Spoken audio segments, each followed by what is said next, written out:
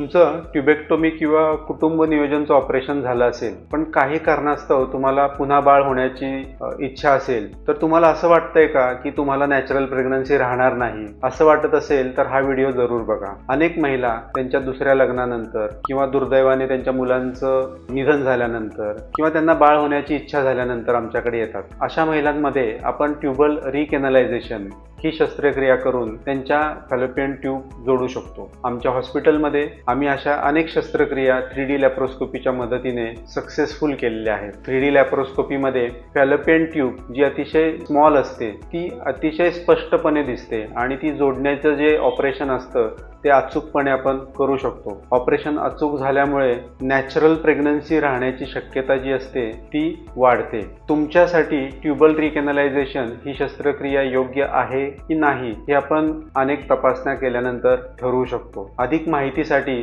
तुम्ही आमच्या हॉस्पिटलला संपर्क साधा.